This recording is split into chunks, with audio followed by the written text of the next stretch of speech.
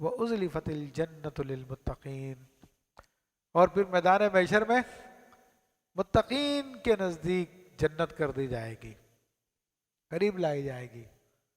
وَبُرِّزَتِ الْجَحِيمُ لِلْغَاوِينَ، اور ظاہر کی جائے گی دوزخ گمراہوں کے لیے۔ اب دیکھیے جنت تو قریب کر دی جائے گی، لیکن جہنم کو میدان محشر سے دور ہی رکھا جائے گا، کیونکہ وہ اللہ تعالیٰ کا عذاب ہے اور بہت خوفناک ہے وہ۔ ہاں اس سے پردہ ہٹایا جائے گا، قریب نہیں لایا جائے گا، صرف پردہ ہٹایا جائے گا۔ یہ دیکھ لو یہ کیسی خطرناک چیز ہے۔ گمراہ پھر وہ در دیکھ کے کانپیں گے۔ وقیل لہم این ما کنتم تعبدون، الحمد للہ رب العالمین۔ پھر اس وقت ان سے کہا جائے گا کہاں ہیں وہ جن کو تم عبادت کیا کرتے تھے، اللہ کے سوا جن کی تم عبادت کرتے تھے، کہاں ہیں وہ اب؟ من دون اللہ، اللہ کے سوا۔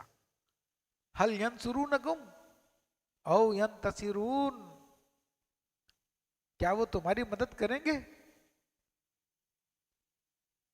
کیا وہ تمہاری طرف سے بدلہ لیں گے؟ وہ کچھ بھی نہیں کر سکیں گے، دنیا میں کچھ نہیں کر سکتے تھے، قیامت کے دن کیا کریں گے؟ سمجھ رہے؟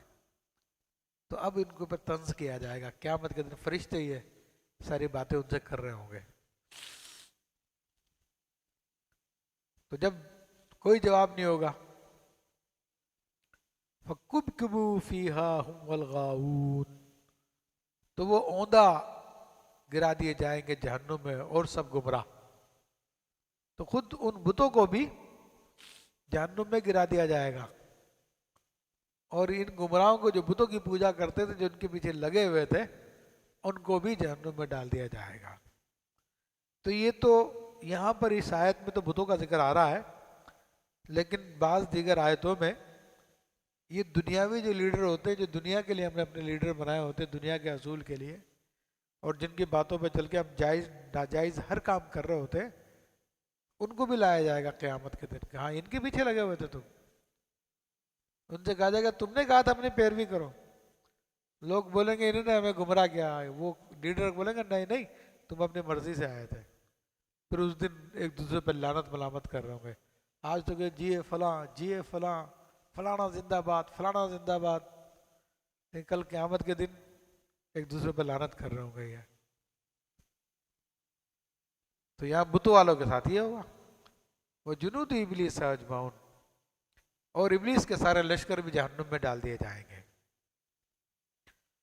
قالوا وهم فيها يختصمون، اور کہیں گے وہ اس میں باہم جھگڑتے ہوں گے، اب ایک دوسرے سے جھگڑا کر رہے ہوں گے، کیونکہ جن بتوں کی پوجا کرتے تھے ان میں بھی جان ڈال دی جائے گی، اور ان میں بھی جان ڈال کے ان کو بھی جہنم میں ڈال دیا جائے گا، ان کو بھی جہنم میں ڈال دیا جائے گا۔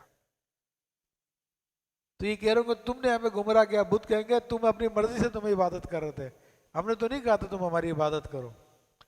اسی طرح ابلیس کا لشکر ہے وہ بھی اسی چکر میں پھنس جائے گا۔ تو اب آپس میں ان کے جھگڑے چل رہے ہوں گے، تو میں ہو رہی ہوگی جہنم میں۔ تاللہ تاللہ ان کننا لفی ضلال مبین، تو خدا کی قسم بے شک ہم کھلی گمراہی میں تھے۔ یعنی اس وقت سمجھ میں آ رہا ہوگا یار فلاں نے سمجھایا تھا، فلاں نے بتایا تھا، فلاں کہتا تھا، ایسا کہتا تھا، ویسا کہتا تھا، میرا دوست کہتا تھا، میرا باپ کہتا تھا، میری ماں کہتی تھی، میرے ٹیچر کہتے تھے، مولانا صاحب کہتے تھے، ہم نے کبھی توجہ نہیں کی، ہم کہتے تھے کہ یار یہ بس ایسی باتیں کرتے رہتے ہیں۔ پھر کہیں گے ہاں ہم بڑے گمراہ تھے۔ اذ نسویکم برب العالمین، اب یہ بتوں سے بھی کہہ رہے ہوں گے کہ ہم نے تمہیں رب العالمین کے برابر کر دیا تھا۔ اور صرف بتی کی بات نہیں، یہ جو لیڈروں کی بھی جائز ناجائز کی بات مانتے ہیں ہم، تو یہ بھی ان کو خدا منانا ہے۔ وہ لیڈر سے بھی کہہ رہے ہوں گے کہ ہم نے بھی تمہیں رب العالمین بنا لیا تھا، تم جو کہتے تھے ہم وہ کرنے کے لیے تیار ہو جاتے تھے۔ تو پھر وہاں پہ بھی یہ باتیں چل رہی ہوں گی۔ جہنم میں اللہ تعالیٰ ہم سب کو محفوظ فرمائے۔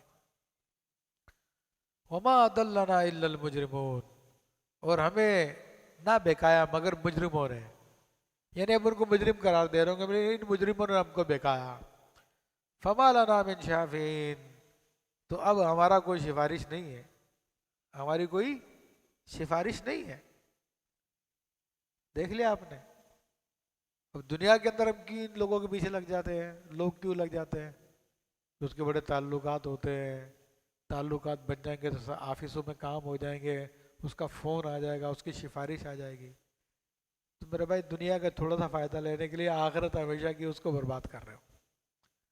ولا صدیق حمیم، اور نہ کوئی غمخوار دوست ہوگا وہاں پر، یہ کافروں کے لیے نہیں ہوں گے، لیکن مومنوں کے ہوں گے، جو میں پہلے بتا چکا ہوں آپ کو۔ فلو ان لنا کرۃ فنکون من المؤمنین، اب کہہ رہے ہوں گے کہ تو کسی طرح ہمیں پھر سے جانا ہوتا، واپس ہمیں دنیا میں بھیج دیا جائے، ہم مسلمان ہو جائیں گے۔ اب کچھ نہیں ہوتا، ایک ہی مرتبہ ملتی ہے زندگی، بار بار نہیں ملتی، اسی میں سمجھ کر اسی میں کچھ کر لو، بعد میں جہنم میں جانے کے بعد جب سب کچھ سمجھ میں آ جائے گا پھر دوبارہ زندگی نہیں ملے گی، کہیں تم دعوے کر رہے ہو کہ ہمیں واپس بھیج دے رب، کیونکہ ہر کافر یہی دعویٰ کرے گا، یہی کہے گا، رب سے عرض کرے گا کہ ہمارے رب تو واپس ہمیں بھیج دے۔ اس طرح جو مسلمان جنہوں نے اپنی زندگی کو ضائع کیا، کھیل کود اور فالتو کاموں میں لگا رہا، وہ بھی اسی طرح سے افسوس کر رہا ہوگا۔ ان فی ذلک لآیہ، اور بے شک اس میں ضرور نشانی ہے۔ وما کان اکثرهم مؤمنین، اور ان میں سے بہت ایمان والے نہیں نہ تھے، یعنی ان میں سے اکثر ایمان والے نہ تھے، یہ جو جہنم میں پھنسے ہوئے باتیں کر رہے ہیں۔ وَإِنَّ رَبَّكَ لَهُوَ الْعَزِيزُ الرَّحِيمُ، اور بے شک تمہارا رب ہی عزت والا مہربان ہے۔ تو یہ اللہ تعالیٰ مومنوں کے لیے مہربان ہے، اور منکروں کے لیے بڑا عزیز و زبردست ہے، ان کو پوری سزا دے گا، ان کی گرفت فرمائے گا۔ تو عزیزان محترم، یہ قرآن کی آیات ہمیں اسی بات کا درس دیتی ہے کہ زندگی کو غنیمت جانے، اور ابراہیم علیہ السلام نے جس طرح اپنے رب کی توحید کو بیان کیا، اسی طرح سے اس توحید کو ہم مانیں اور اللہ کے نیک بندوں کے ساتھ تعلقات قائم کریں، ان کے محفلوں میں آئیں جائیں، تو پھر انشاءاللہ تبارک و تعالیٰ آخرت میں فائدے کی امید ہے۔ لیکن اگر یہ کام نہیں کیے تو پھر آخرت میں پھنس سکتے ہیں۔ تو آج دنیا کی زندگی ہے محنت کرنے کی، کوشش کرنے کی، تو اللہ تعالیٰ ہم سب کو توفیق عطا فرمائے، آمین بجاہ النبی آمین۔